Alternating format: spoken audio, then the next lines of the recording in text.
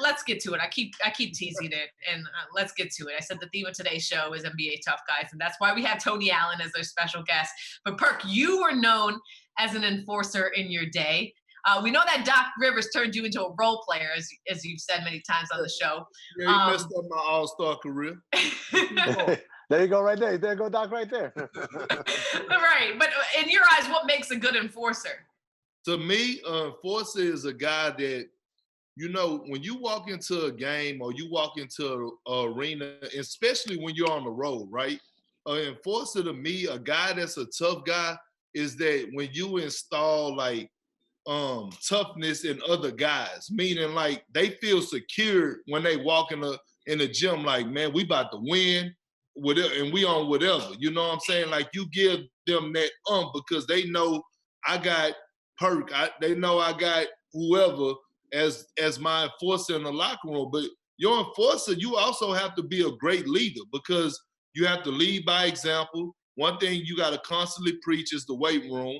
You got to constantly preach mental toughness, but you got to also be a great leader, meaning you got to be able to handle each teammate differently because every teammate is not, every guy is not able to be like told the same thing or they don't have tough skin. So to me, that's what an enforcer is. I forget the on-the-court stuff. Like, you got to throw elbows. You got to be ready to get down, throw them scraps, uppercuts. I mean, don't look at me like that now. I didn't say nothing. I'm just saying you got to be able to jab your stuff a little bit. Wait, actually, Tony, I actually have a clip of Perk playing your team, the Grizzlies. And I didn't bring this clip up, but this is our producer saying you're being. Oh, what you enforcing there, bro? Hey, hold on. Tell the producer he got his lick back because he set on Mike Conley. He set on Mike Conley. Wow. But listen, let me tell you. Hey, run the tape then. Next time we got to make sure we have that tape too. Making our guy look bad. Gasol flopped so much, so I tried to give him a piece of his own medicine. That's it. The ref ain't calling though. That was a horrible job at flopping by me. Oh, that was horrible. And you just sat down. You didn't flop. You took a seat. Run it back. I want y'all to see. Was it Durant with the ball? Take a look at what Durant does, right? Look at Durant. He fought out. He like, what you doing, Perk? Get up. Get up. No, for real though, you honestly, I think you were probably beyond many people's top 5 toughest guys in the league. I think at one point I did a show where we did the top 5 back alley guys, Perk, and you were certainly either number 1 or 2. Oh, there you go. Here's the good stuff now. Many people. Francisco Garcia wants to smoke. He didn't want none. So let's get the list. You know what I'm saying? Yeah. We went on to win that game too. And you're getting back to Slim Perkins like that. But I want to get your list because we want Tony to break down and see what he thinks of your top 5 toughest guys in the league. So you give us your list. Perk, who's your top 5 guys? You gonna fight Carlisle? So on my list, I started off with Charles Oakley. Tony, do you agree? Amin, Cassidy, do you agree? Rubber stamping. Wait, but where are you doing this in order? Is Charles Oakley your number 5? No, I'm not doing it in order. I'm just reading it out to y'all. Okay. I don't have an order. That's the thing, Cassidy. I don't like to do orders because I just want to give you my top 5 and y'all can put them in any order that y'all want. Okay. Well, look, I'll give you this because it's all time. So narrowing it down to 5 is hard enough, but some people may side-eye you, but I'm good with it. So okay. Charles Oakley is one of 5. Charles Oakley, Dennis Rodman. If anybody got a problem with Dennis Rodman being one of the league's most toughest guys ever, then they're crazy. Y'all not rolling with that? I'm rolling with it. Finish. I want to hear this. Keep going. It's interesting. He's sitting back. I got Ben Wallace. Oh yeah, that's a good one. Ben Wallace. KG already told you what happened with that. Kevin Garnett told you what happened with that. What happened with it? You saw the Gems movie. Now you heard Kevin Garnett in the Gems movie. Yeah, okay, that's fine. But listen. All right, keep going.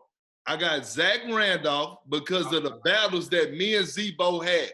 Look, let me tell you why when Zebo earned my respect. Forget that we was about to go in the back of the Chesapeake Arena and go blow for blow, and we had like 20 different officers holding us down. This is when I earned Zebo respect. We in Memphis. It's game 6. Me and him have been, hey, we in the paint, we bumping, we grinding, we throwing elbows. So I called a meeting. We both walk up to Kenny Maurer, and we like, hey, look, let's not call this game soft. We both down here bang. And he agreed with it. And I was like, okay, he ready for the action. He got my approval. Last but not least, and I'm not just saying it, I got to go with Anthony Allen. Tony Allen. I'm going with T.A. T.A. got to be on my list. I never seen a guard more feistier than him. I never played with a guard more feistier than him. I watched Tony Allen when we won the championship. Forget what he did in Memphis. When we won the championship in 2008, he took on the challenge of one guarding Joe Johnson, guarding LeBron James, guarding Rip Hamilton, and guarding Kobe Bryant. When he went to Memphis, just know this. Tony Allen never made an all-star game, and his jersey is hanging up in the Raptors. Yes, indeed. Preach. I like that list, man.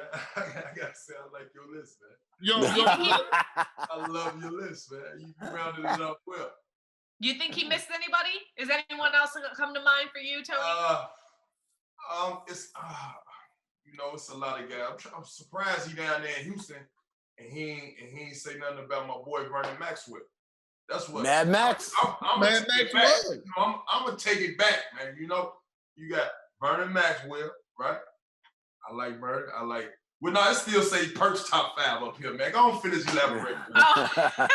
Elaborate, man. The only person that I left off was KG because I felt like everyone knows this. Like he was okay.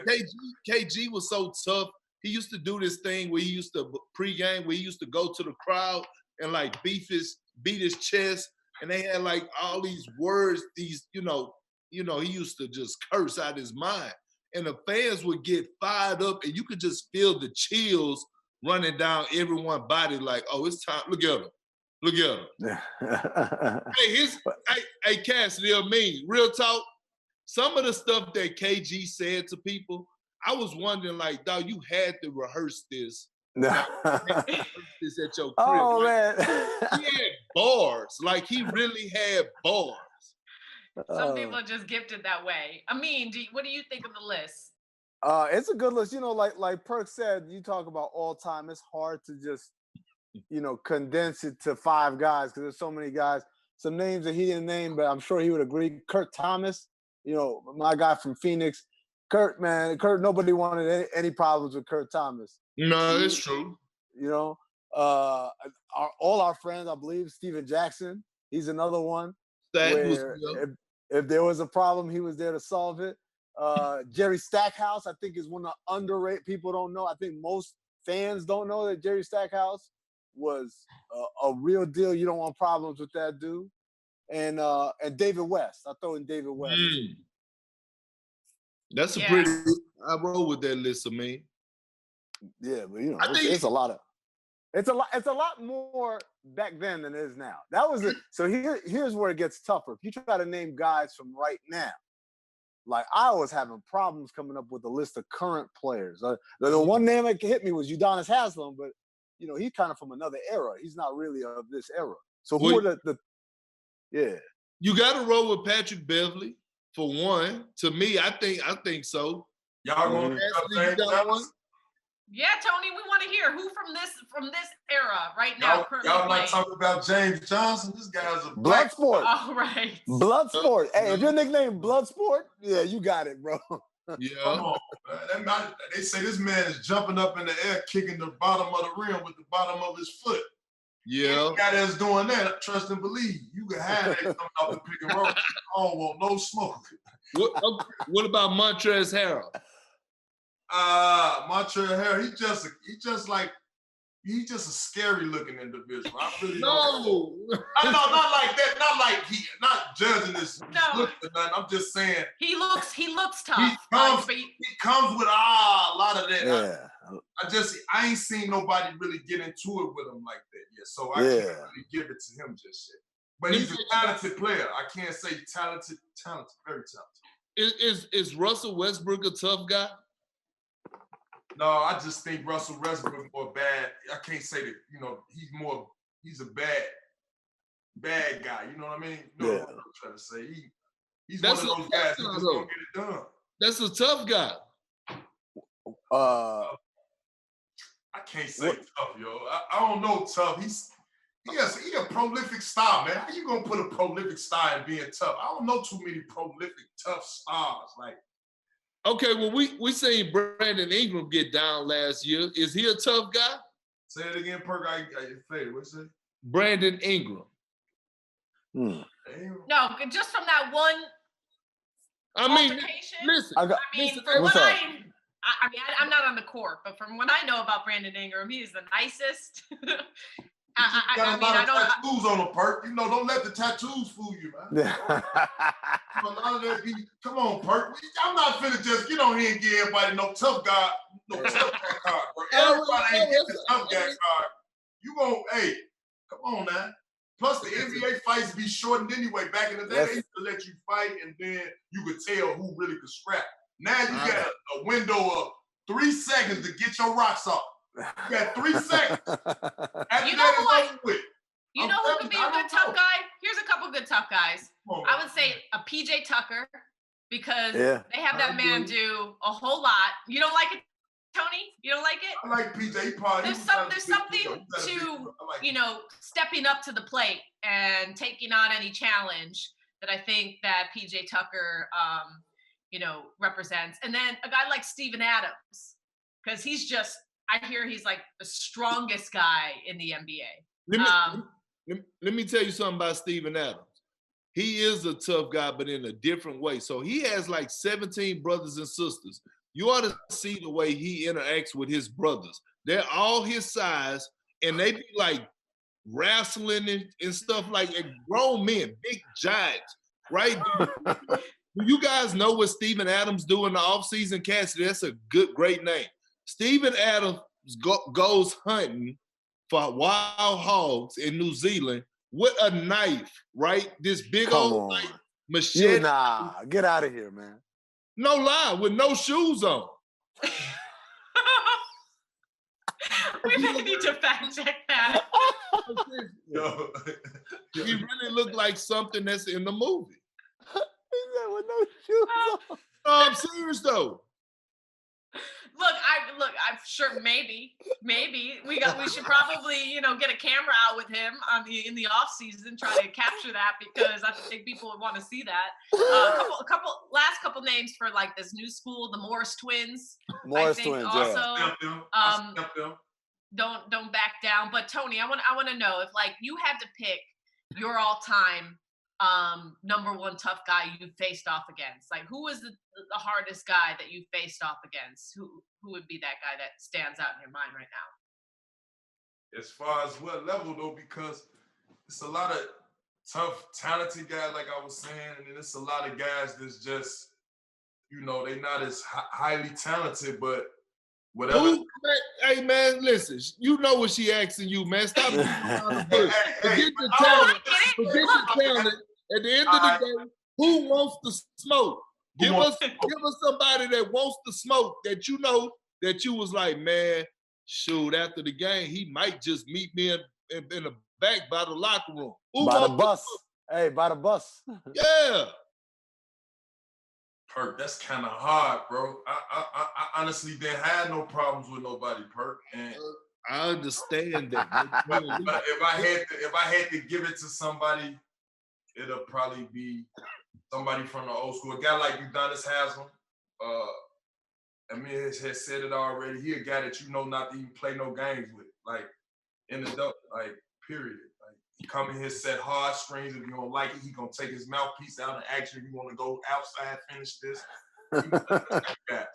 So you know why this may be hard for Tony Allen? Because the answer may actually be himself. Tony Allen. You know, it may actually be Tony Allen, maybe the toughest dude that he's been on the court with. Let me say this. I've never had a conversation with a guard or any type of NBA player on the court. Like, it was all business. I ain't never had no conversation with Kevin Durant, never had no conversation with Kobe.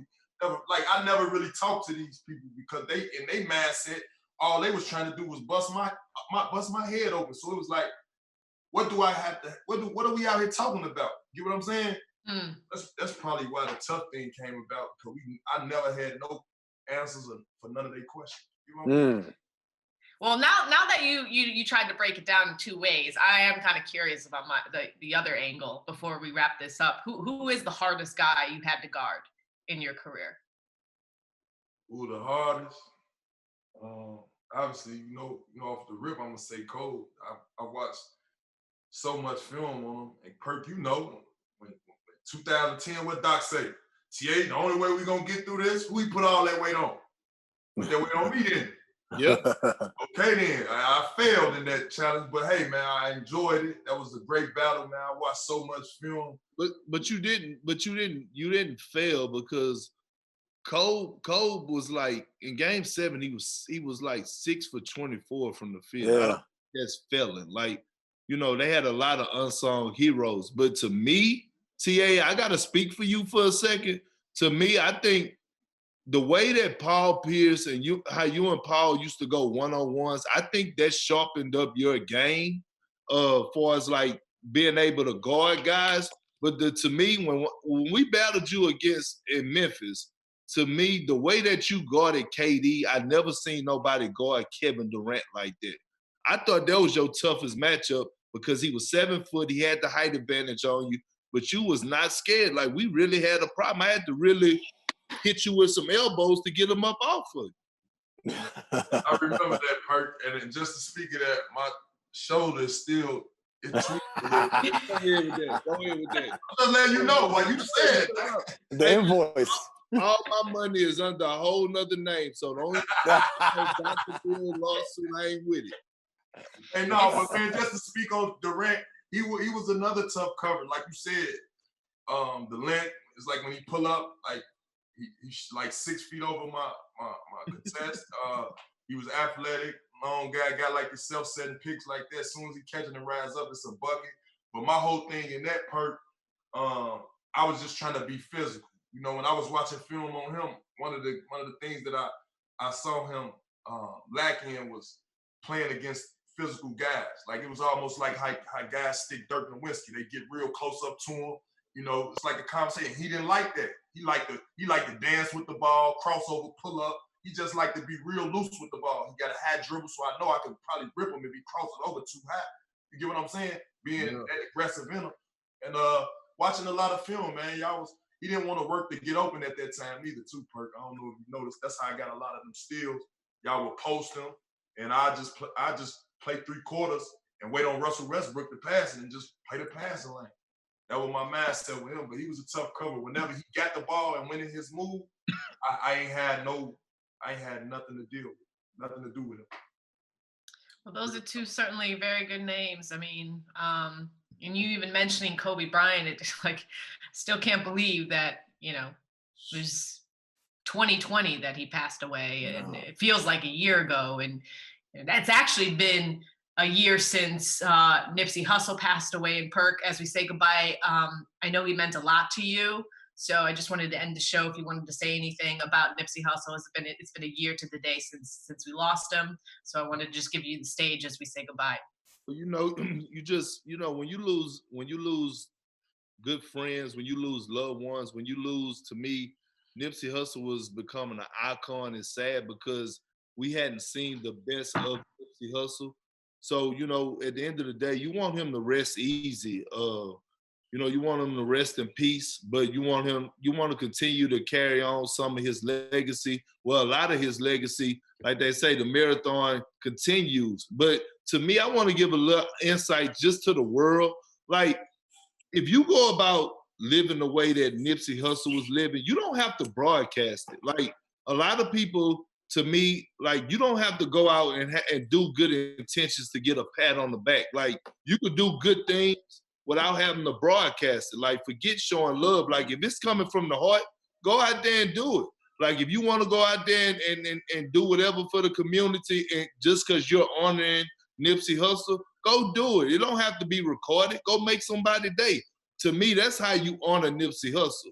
Because right now, I mean, you know, he's watching down on us, and he's seeing what's going on. God sees what's going on. I'm very spiritual. So at the end of the day, if you want to honor Nipsey, honor in a great way with it. You don't have to be publicized all the time.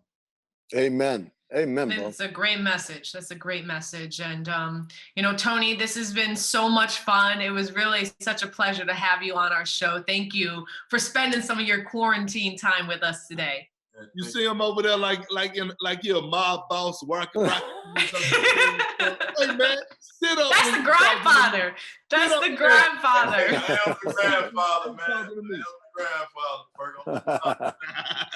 Appreciate you guys. Our next show is on Friday. Thank you so much for watching. Stay safe. Wash your hands. And we'll see you a little later. Don't touch your face.